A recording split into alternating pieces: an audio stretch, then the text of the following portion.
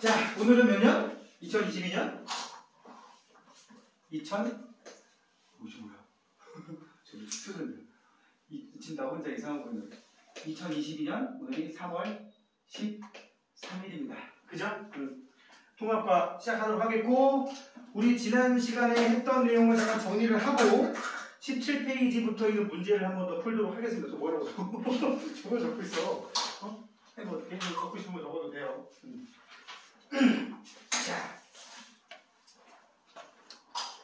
지난번에 우리 했던 게 뭐였냐면, 제가 정리를 한번 해보면, 첫 번째가 우주에 관한 이론이 20세기 초까지만 해도 어떻게 이루어졌었느냐? 두 가지가 있었습니다. 정적인 우주론, 그 다음에 팽창한다는 우주론. 여기다가 이름을 한번 대표적인 과학자를 써보면 아인슈타인이 있었고요. 여기 프리드만이라는 학자가 있었습니다. 지난번에도 얘기했었는데, 아인슈타인하고 프리드만 중에서 들어본 적 있는 사람 누구야? 이 당시에, 여기서 지금 내가 말하는 거는 거의 뭐 1900년대, 1910년, 1920년대 초반, 뭐 이 정도라고. 갑자기 역사 시간 같죠? 그쯤이라고 보시면, 이 사람이 워낙 유명했기 때문에 당연히 이렇지 않겠느냐라고 했었어. 응? 그지? 근데 우주가 점점 팽창한다라고 주장했던 학자도 있었어. 프리드만이라는 학자가. 그래서 과거에 엄청나게 지금보다 우주가 뜨거웠을 것 같은데, 그러니까 이때도 그 생각만 한 거야. 뜨거워서 팽창을 유발하는 힘도 있겠지만, 중력이라는 힘을, 그러니까 별과 별 사이에는 서로 중력이라는 힘도 있을 것이고, 그 중력에 의하면 우주는 점점 쭈그러들어야 되는데, 우주는 계속 현 사이즈를 유지하는 것 같지 않냐? 왜 그래? 이 중력을 커버할 수 있는, 서로 팽창시키려는 힘이 있어 라고 아인슈타인이 얘기하고, 그거를 우주상수라고 치자. 그래서 우주는 늘 한결같다라고 해갖고, 이 사람은 아니다, 우주는 팽창한다, 아직 우리가 발견을 못해서 그렇지 팽창하는 게 맞다, 뭐 우리가 구체적으로 파고들 이유는 없으니까 그랬는데, 얼마 지나지 않아 거의 한 10여 년 정도 후에, 거의 1920년대에 와서 처음에는 아마추어 전문가였던 에드윈 허블이라는 사람이 은하와 은하 사이의 거리가 외부 은하라는 거를 관측을 하고, 우리 은하가 우주의 전부는 아니다, 우리 은하 같은 은하가 또 우리 은하 바깥쪽에 또 있다, 그리고 우리 은하하고 외부 은하들과의 움직임을 관측을 해봤더니 우주가 은하와 은하 사이의 거리가 점점 멀어지더라. 그 멀어진다는 얘기가 의미하는 게 뭐다? 우주는 팽창한다 라는 사실을 관측을 통해서 알아내게 된다고. 그러면서 이제 아인슈타인, 그 유명한 아인슈타인 할아버지께서 혓바닥 쫙 내밀면서 사이 쪽팔려 라고 했던 거지. 쏘리, 우주상수 개나 줘버려. 그거 내가 말한 거 좀 지워줄래? 근데 나도 알고 있잖아 지금. 그게 뭐야? 인생 일생일대의 가장 뭐랄까 실수였다고 나중에 얘기하셨다는. 그래서 우주 팽창이 정설로 된 게 1920년대 이후에 와서란 말이야. 그 과정에서 이제 우주 팽창하는데 이 사람들이 계속 여기에 미련이 남은 거야. 근데 우주는 너무 한결같지 않냐? 그래서 한결같은 이유, 우주는 늘 어둡고 차갑고, 이유가 뭘까? 우주가 팽창을 하면서, 팽창을 하는데, 팽창하면 빈 공간이 발생할 거 아니야? 그 빈 공간에 새로운 물질이 계속 생겨 라고 설명을 하는 거야.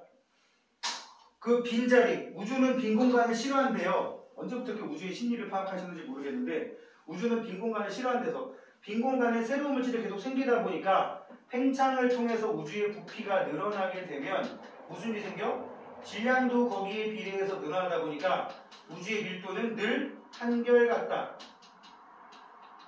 늘 일정하다.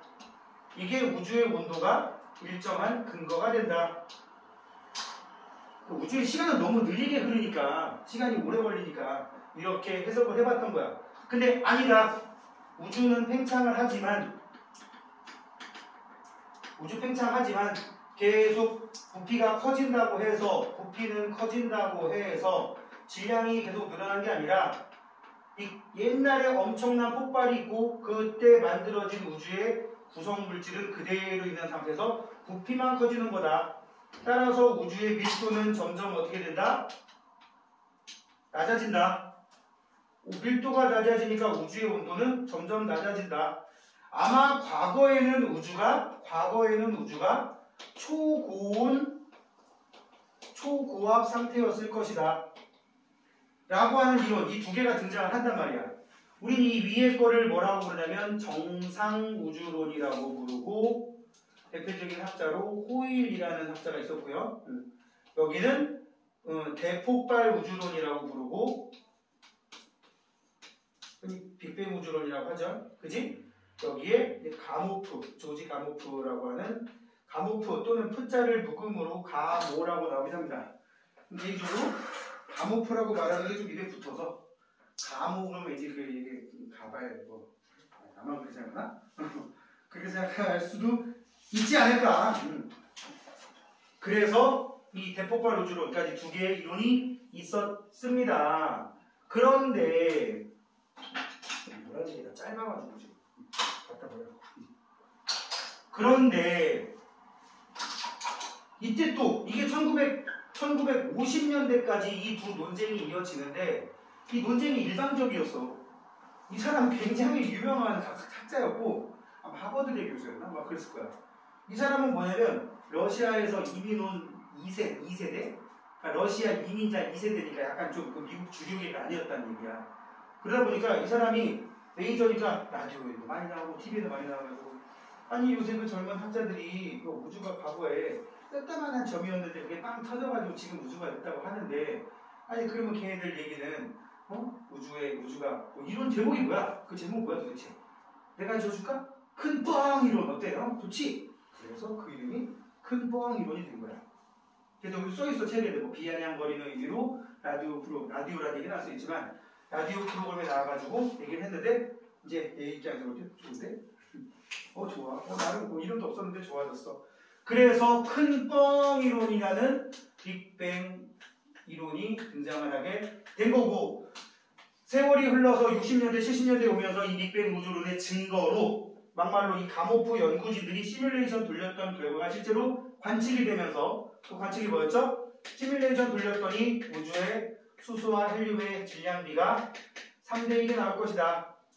그리고 우주가 팽창하면서 우주 곳곳으로 퍼져나간 빛들이 과거에는 고온이었지만 지금은 우주가 팽창하면서 온도가 무지하게 낮아져서 그걸 우주 배경목사라는 전파의 영역으로 관측할 수 있을 텐데 약 3켈빈 정도의 극저온으로 나올 것이다.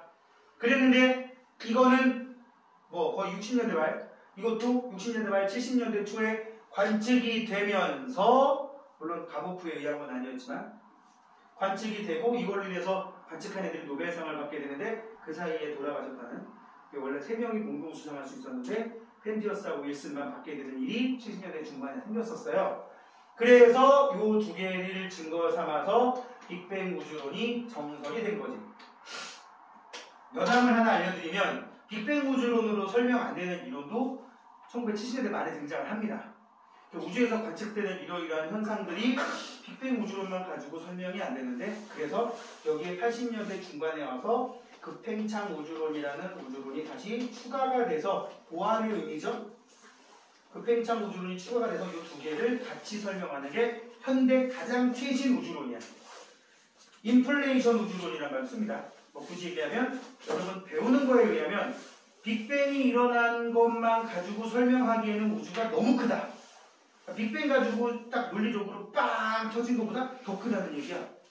뭐지? 뭐 이런 것들 설명하다 보니까 빅뱅 그 다음에 빛의 속도 빛의 속도보다 빠른 속도로 팽창하던 시기가 빅뱅 직후에 있었다라고 하는 게 그 이론이야. 참고로만 알아두시고 그래서 이제 이 빅뱅 우주론에서 말하는 시뮬레이션이 뭐였나요? 첫 번째 가로칠까? 138억 년 전에 우주가 생성되었다. 빅뱅에 의해서 빅뱅에 의해서 우주가 생성되었다. 그리고 나서 이제 세월이 흘러서 세월이라고 하기 웃기지만 10의 마이너스 35제곱초 정도 지났을 때 뭐 생겼다 그랬지? 기본 입자가 생성되었다. 업과 업커크, 다운커크, 기타 등등 4개, 또 전자, 뮤온, 타워 같은 애들. 우리는 업커크, 다운커크, 전자만 알면 된다고 했어요. 그리고 10의 마이너스 6제곱초가 흘렀을 때 뭐가 생겼다고? 양성자와 중성자가 생성되었다. 업커크 2개, 다운커크 1개. 업커크 1개, 다운커크 2개가 결합해서 양성자, 중성자가 되었다. 응? 이렇게 해서 만들어진 애를 양성자, 이렇게 만들어진 애를 중성자라고 얘기를 해볼게요. 쌤 일부러 중성자 조금 더 크게 그렸어. 얘가 조금 더 무겁거든. 응? 이렇게 세월이라고 하기 좀 웃기다. 3분이라는 시간이 흘렀을 때, 참고로 이때 우주의 온도는 엄청나게 높았습니다. 거의 뭐 한 10의 뭐라 해야 되나, 말로 표현하면 한 1000억도, 1조, 한 조 단위의 온도였단 말이야. 조 단위. 뭐 1조 켈빈. 뭐 이거는 뭐 정확한 값은 아닌데 라고 예를 들어보자고.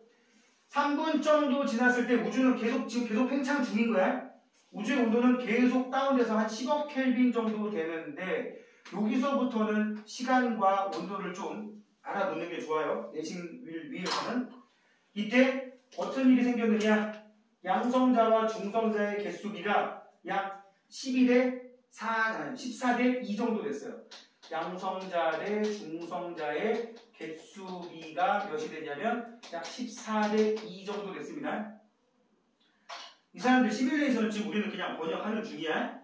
14대 2, 아마 책에는 7대 1이라고 나올 텐데, 이 중에 14개 중에 2개가 중성자 2개와 붙으면서 뭐가 만들어졌다? 양성자 2개에 중성자가 2개 붙어있는 헬륨 원자핵이 생성되었다. 뭐가 생성되었다?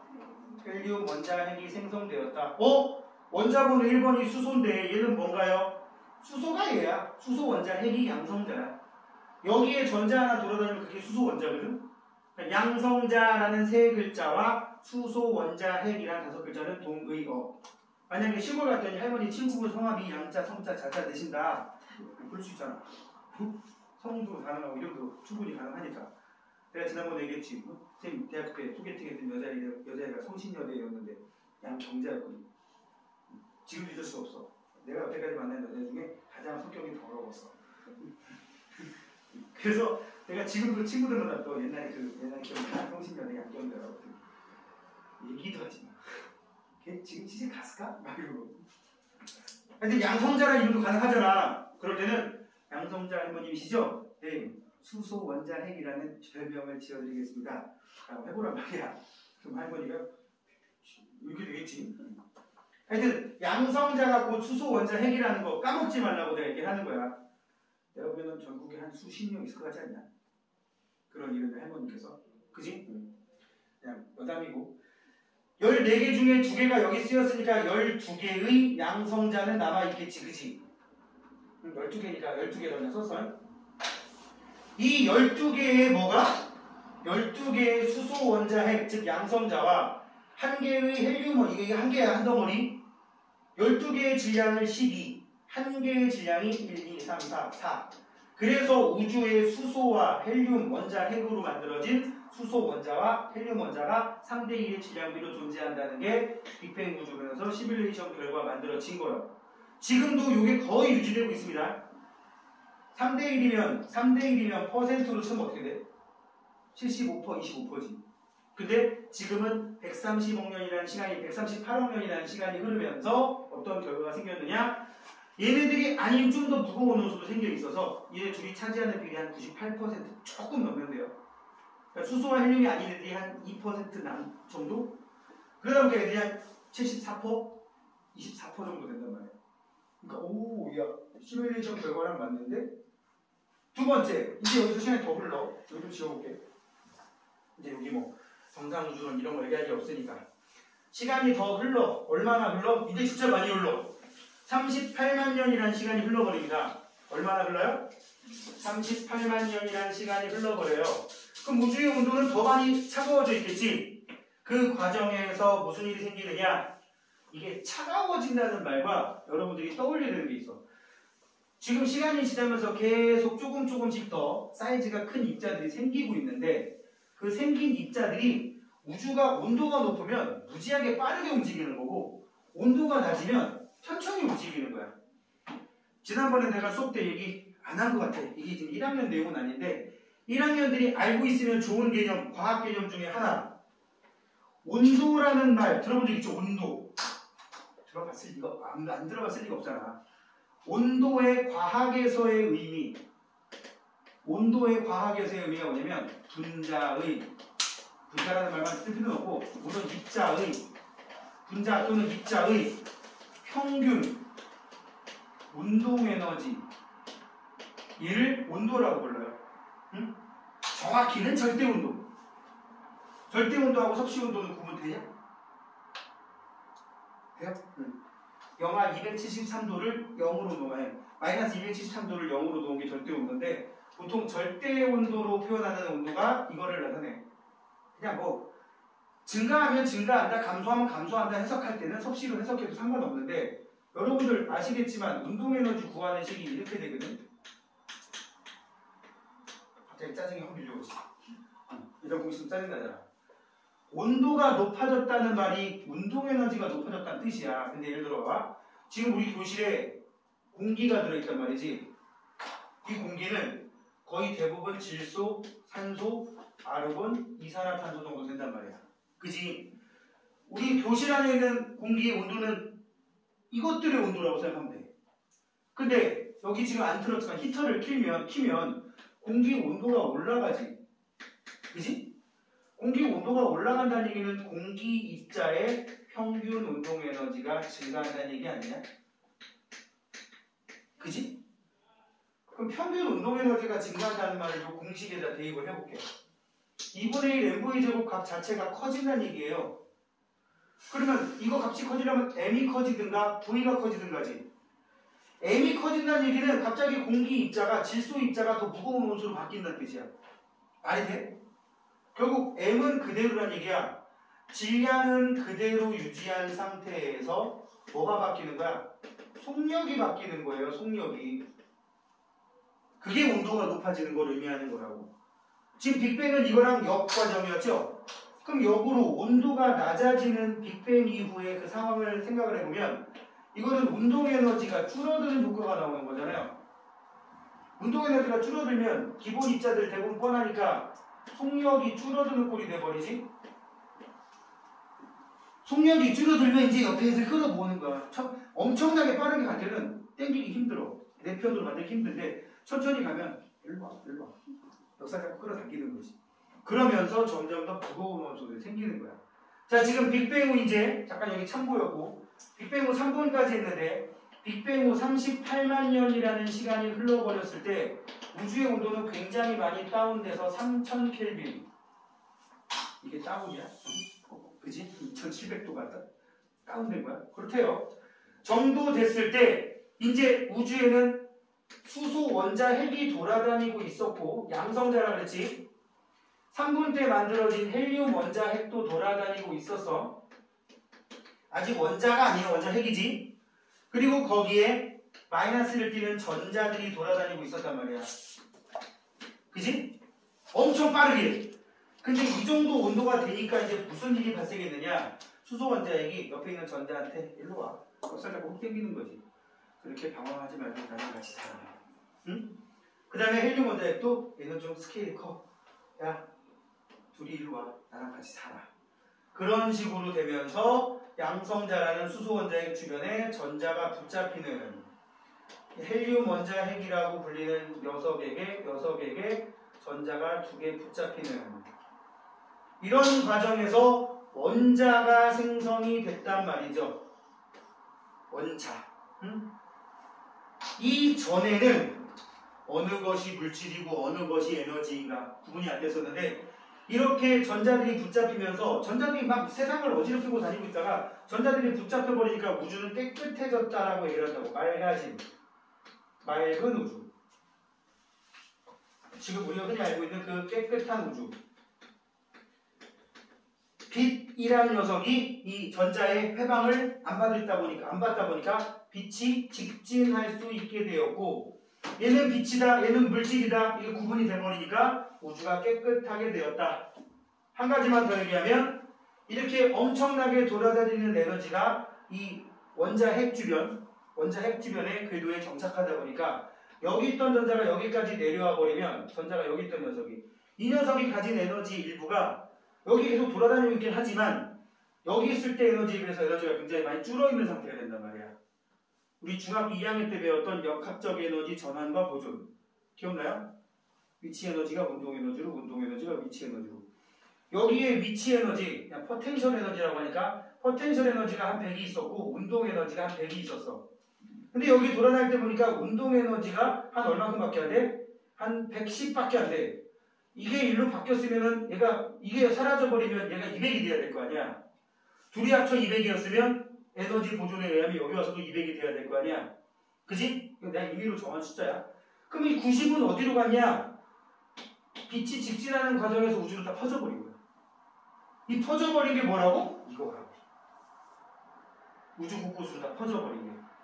그러니까 지금 가모프 일당이라고 안 되죠. 가모프 연구원 그 팀이 가모프 팀이 연구에서 시뮬레이션 돌린 결과가 이때 3000켈빈 상태로 우주로 뿜어져 나갔어. 근데 그때 우주로만 했잖아.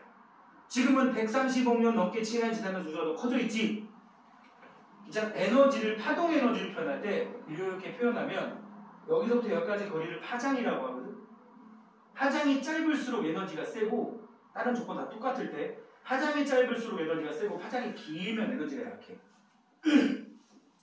이렇게 되게 3000켈빈일 때였다고 치면 지금은 이게 이렇게 돼 있단 말이야.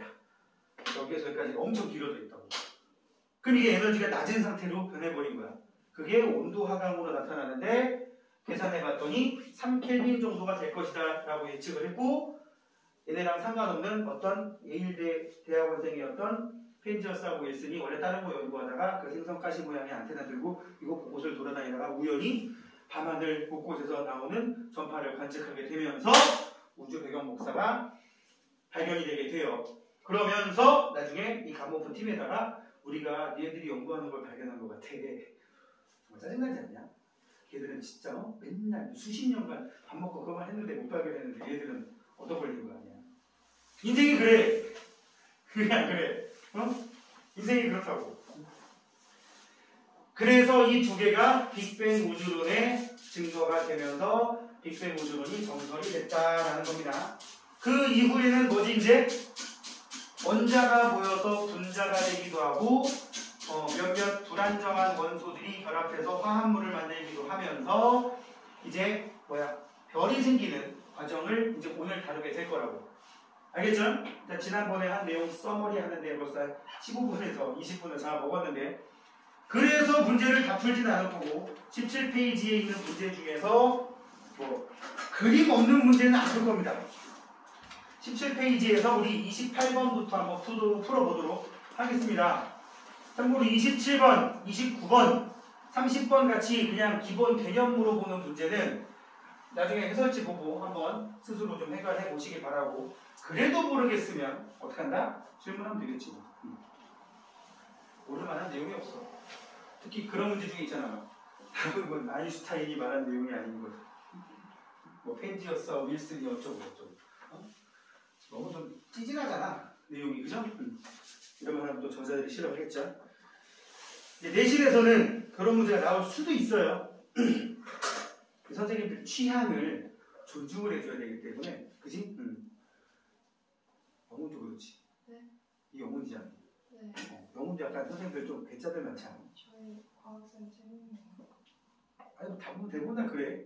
3명이면 많은 거 아니야? 그래요? 아 니네 들어온 선생님만 3명이라고? 네. 깜짝이야.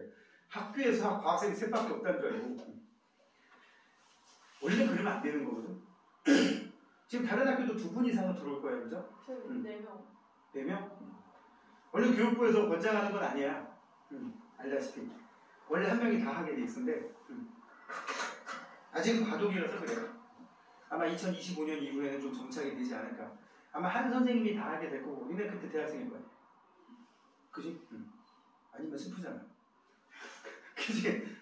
잠깐만 22년, 23년, 24년 딱 25년에 대학 들어가는구나 니네가. 2, 3, 4, 그러네. 그때 교육과정이 아마 새로 바뀔 거야. 지금 고1 그러니까 그때 고1부터 25년 고1부터 수리도 알겠지? 본의 아니게 거기 연구원으로 참여하고 있어가지고 중요한 건 본의 아니게. 왜 본의 아니게? 돈도 안 돼 이거. 돈도 안 돼.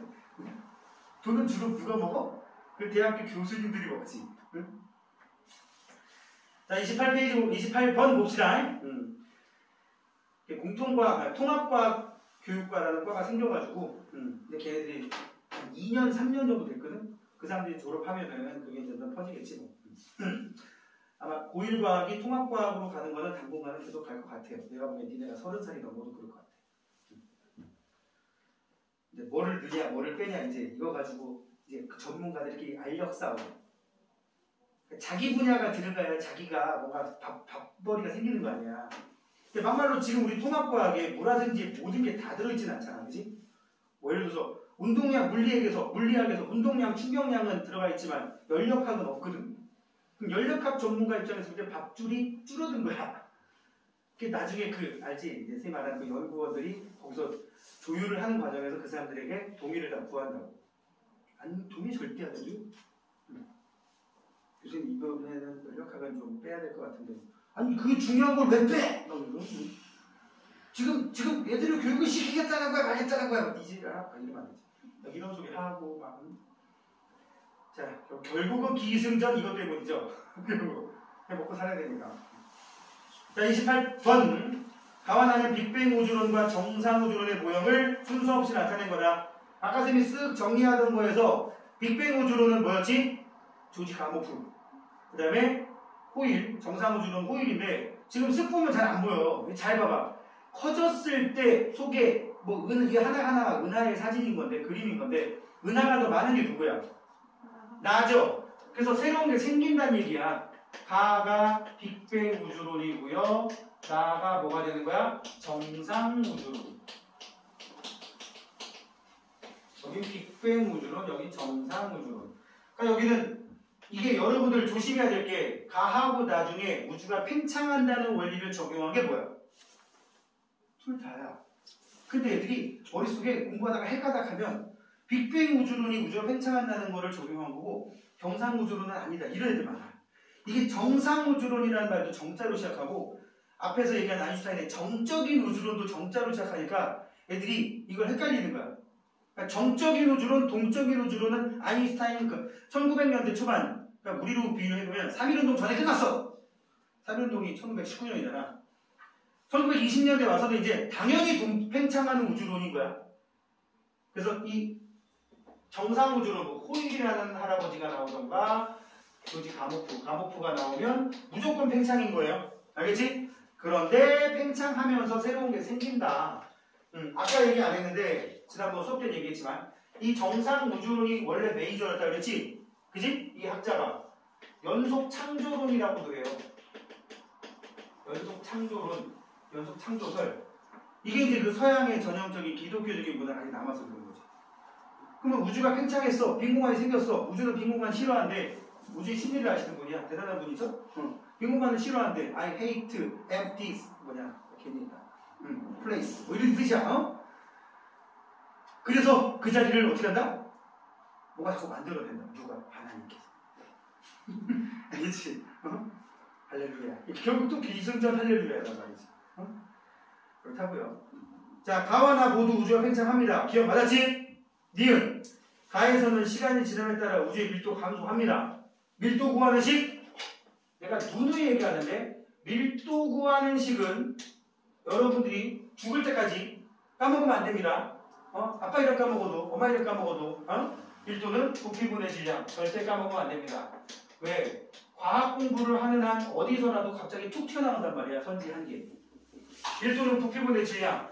빅뱅 우주론에 의하면 질량 그대로. 부피는 증가. 따라서 밀도는 감소하겠지? 그지? 당연히 니은 맞았고요. 나에서는 시간이 지남에 따라 부피도 커지고 거기에 비례해서 질량도 커지고. 정답은 5번. 31번 갈게요. 31번. 물질을 이루는 기본 입자. 지금 제일 오른쪽에 나와 있는 거. 31번의 제일 오른쪽에 나와 있는 B가 뭐가 되는 거예요? 이게 쿼크예요. 쿼크. 그지? 분위기상 빨간색이 양성자인데 양성자에서 떨어져 나온 거니까 두 개짜리가 업커크, 나머지 하나가 다운커크가 되겠지.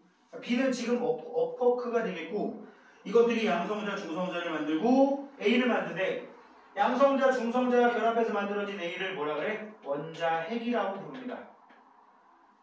지금 몇 개의 양성자가 있는지는 여기서 그림상으로 5개만 보이지만 뒤에 더 숨어 있을 수도 있으니까 뭔지 몰라요.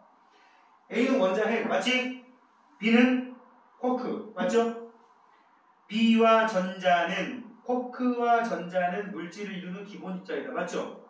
쿼크와 전자는 빅뱅 직후에 10의 마이너스 35제곱초였을 때 생성됐다고 얘기했단 말이야. 니은 맞았고, 헬륨은 수소보다 원자핵의 질량이 크다.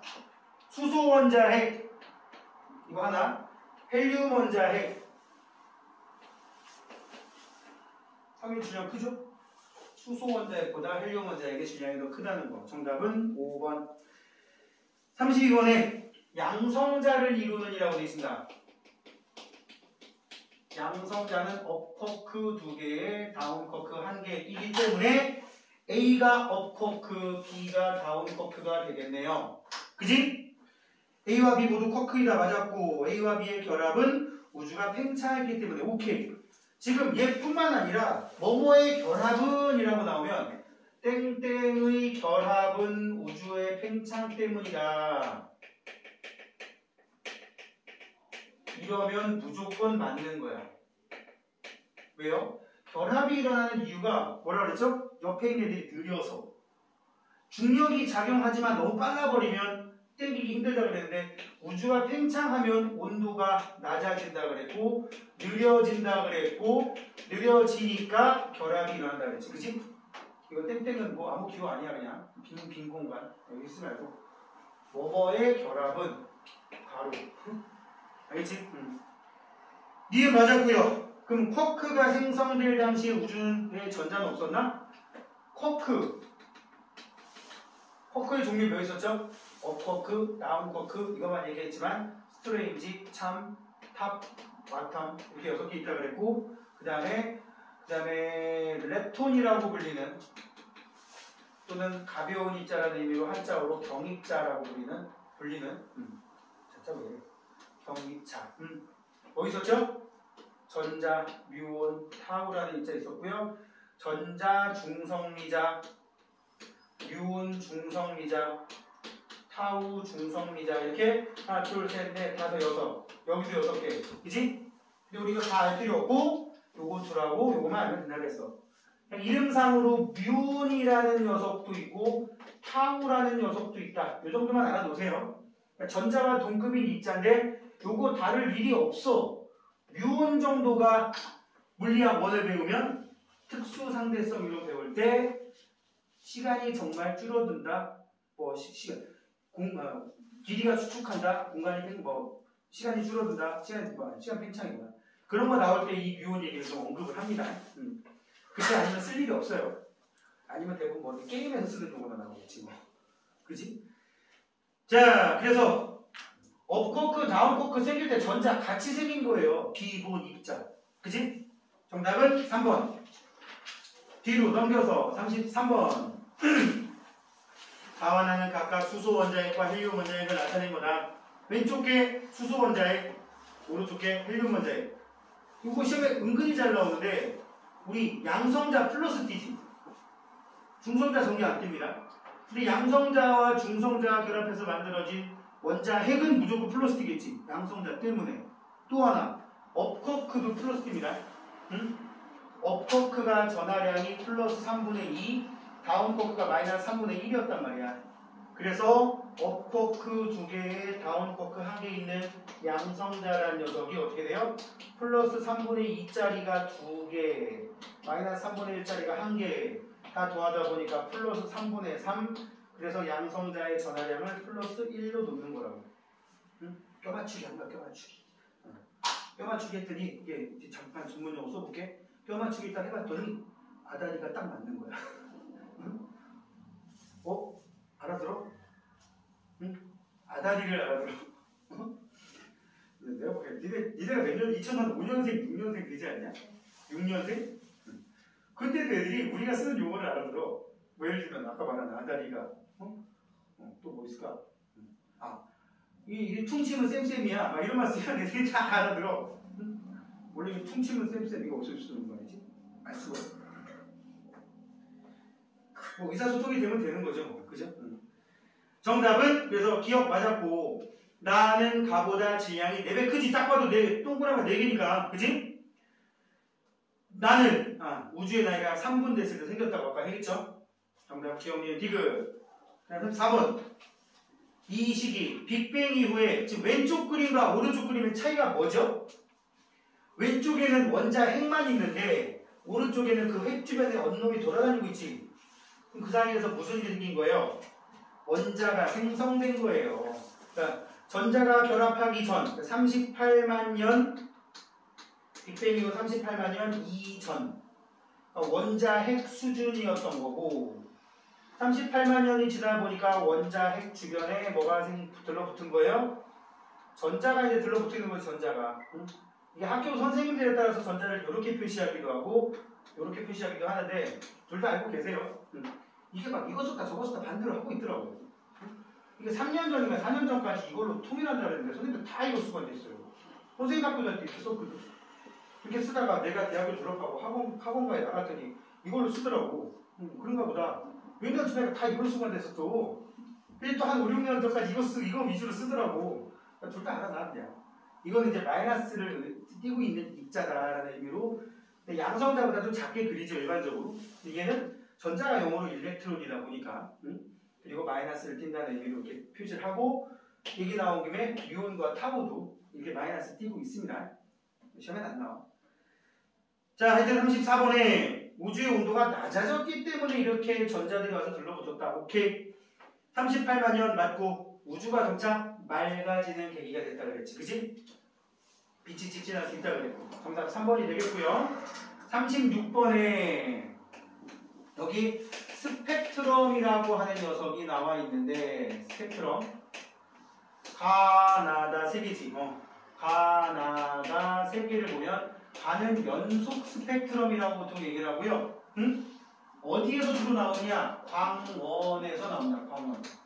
형광등, 백열등, 태양, 촛불 이런 애들 이렇게 분한파초 노즐발로 나오면 연속 스펙트럼이라고 합니다. 반면에 나하고 다는 선 스펙트럼이라고 보통 얘기를 하고요. 나는 방출 스펙트럼, 얘는 흡수 스펙트럼이라고 하고 아까 우주의 수소와 헬륨이 3대1이다. 다 이거 가지고 알아내는 거야. 우주가 얼마나 희박한 원소로 되어 있느냐. 지난번에 얘기했지. 수백 미터, 수킬로미터 가야지 수소 분자 하나. 이 정도밖에 안 나오면 희박한데 저기 멀리서 오는 지금 교실 밖 천장에 지금 조명해놨거든. 거기서 오는 빛이 나한테로 올 때 내가 지구에서 관측할 때 저 유리를 통과해서 온단 말이야. 근데 그 유리 입자에 있는 불순물 때문에 내가 살짝 중간에 회방받겠지. 그 회방받는 거를 우리가 관측하는 게 이거란 말이야. 그럼 회방하는 애들이 누군지는 요 띠를 보면 알 수 있다고. 그게 거의 열의 99이 수소 헬륨이란 말이야. 알겠지? 그러니까 저기서 오는 빛이 제가 잘라먹은 거기 때문에 흡수 스펙트럼이라고 하는 거야. 수소와 헬륨이 중간에서 회방나서 내가 본안파초 노즐발을 쫙 보고 싶은데 중간에 몇 군데 가려버린 거지. 그 가리는 정체에 따라서 띠의 위치, 개수가 다 다르다고. 오케이? 기억 맞았고요. 니은 맞았고요. 저온의 대기. 그러니까 여기 있는 게 저온의 대기 역할을 하는 거야. 불순물들이. 사실 우주 공간의 대기라고 하기도 웃기지만. 그리고 또 한 가지. 이 스펙트럼을 만약에 지구에서 관측하면 이만큼도 안 보입니다. 지구 대기는 우주보다 훨씬 농도가 높은 원소들 돼 있잖아요. 그죠? 이걸 어디서 관측해? 우주 공간에서 관측해요. 일반적으로 지상 한 500km 이상 올라가는 우주 공간에서. 그래가지고 띄워놓는 애들이 뭐야? 우주망원경. 걔네들이 관측하는 거라고. 근데 작년 12월 25일 날 쏜 제임스 웹 우주망원경 같은 경우는 엄청나게 먼 데다 쏜 겁니다. 지구에서 달까지의 거리의 몇백 배라고 그러는데 라그랑 주점 가장 지구의 중력의 영향과 뭐의 영향이 상쇄돼서 방해를 제일 덜 받는 지점 이래서 결국 지구에서 달까지의 거리가 수백 배 먼 거리니까 지구 대기 영향은 당연히 안 받을 거고 그지? 걔가 관측하는 결과물이 또 엄청난 정보를 주겠고 그럼 니네 또 공부할 거리가 늘어나겠지 그지? 그래서 뭐라 그래? 독버드라고 얘기합니다. 그죠? 독버드가 개새. 웃길 줄 알았는데 별 반응이 없네. 자, 옛날에 술 아는 선생님이 애들한테 자료 올려둘 테니까 니네 퍼가라고 블로그를 만들어놨는데 블로그 주소가 텐버드였어.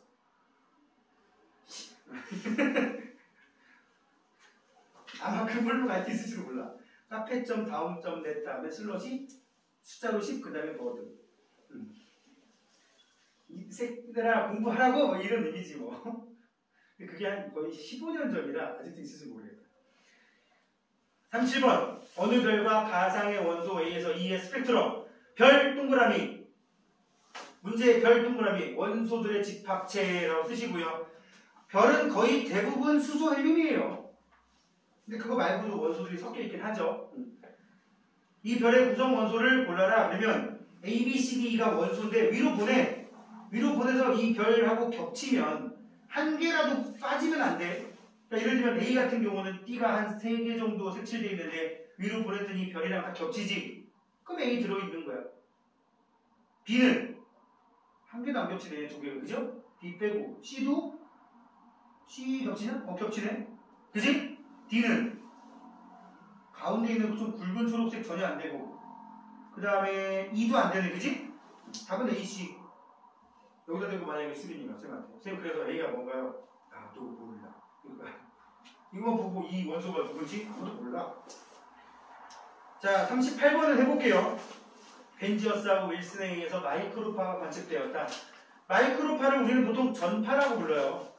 전파 중에서 보통 전파의 파장이 이렇게 된다면 마이크로파는 좀 이 정도 되는 거야.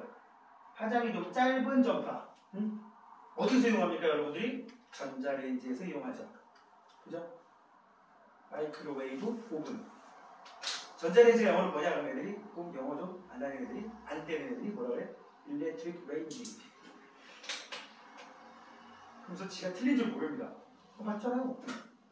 마이크로웨이브 오븐이라고 그죠? 응? 그 마이크로웨이브도 파장이 짧은 전파라는 뜻이야. 그럼 여기 돌아다니는 전파는 어때? 파장이 길어. 아까 쌤이 얘기했지. 파장 길면 에너지 측면에서 약하다고. 그러니까 우리가 하는데 지장이 없는 거 아니야. 너 방송국에서 전파 쐈는데 그게 내 삶에 지장받으면 어떻게 되겠어? 어이씨, 방금 중간에 점프 지나갔어. 이러면 돼, 안 돼? 말이 안 되잖아. 그러니까 그건 약하게 돼 있는 거라고. 근데 이제 문제는 뭐니? 이 약한 걸 라디오라는, 오디오라는, 휴대폰이라는 애가 감지를 해야 되잖아. 그럼 감지해봤자 그 약한 신호를 어떻게 해? 우리가 들을 수 있는 신호를 바꿔야겠지? 그런 장치들이 저런 데 들어있는 거야. 라디오나 오디오나. 알았지? 그걸 변조라고 불러. 주파수를 바꾸는 다시. 그런 거 가자. 이건 기술이라는 거 하는 거야. 지금 말한 거 전자공학에서 하는 거라고. 아무튼 마이크로파가 전파라고. 3켈빈의 흑체에서 방출되는 빛의 파장과 일치하더라.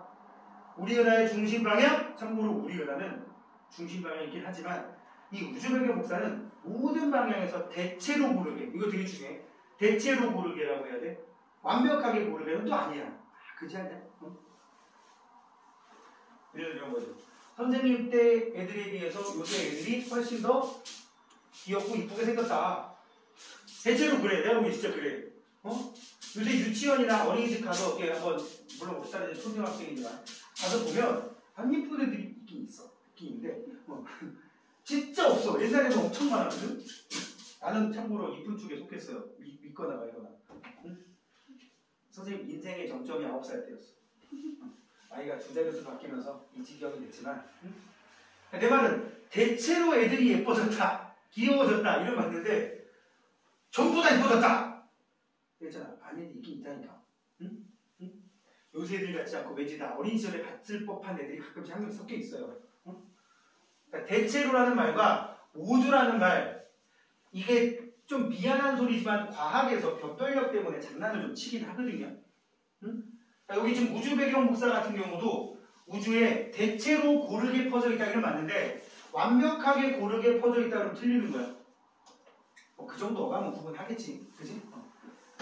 근데 그 완벽하게 고르지 않은 것 때문에 우리가 지금 이 자리에 서 있을 수 있는 겁니다. 뭐 그 얘기 좀 이따 할 거고 별 얘기하면서 고난도 문제 38번 답 3번이고 고난도 문제 아까 얘기한 거 양성자와 중성자가 생기는 과정이 우주의 온도가 굉장히 높을 때는 양성자와 중성자의 개수비가 거의 1대1이라고 했죠. 우주의 온도가 높다 보니까 주변에 에너지 많으니까 에너지 먹고 중성자 되기도 쉽고 중성자가 에너지 버려서 양성자 되기도 쉬웠어. 3분이 되기 이전까지는 그랬다고. 그래서 거의 1대1이었는데 3분 정도 됐을 때 우주의 온도가 10억 켈빈 정도 됐다고 했지. 이때 에너지가 우주에 부족하다 보니까 양성자와 중성자의 개수비 중에 양성자로의 변환이 많아져서 이 개수비가 7대1이 됐다고 나온단 말이야. 이걸 14대 2로 나눠서 생각하겠죠?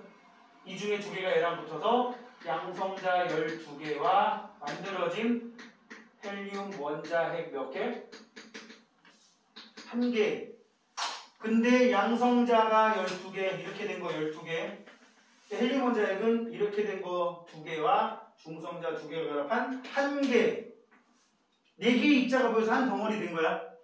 그래서 개수비는 12대 1인데 질량비는 12개의 질량이 12, 1개의 질량이 4.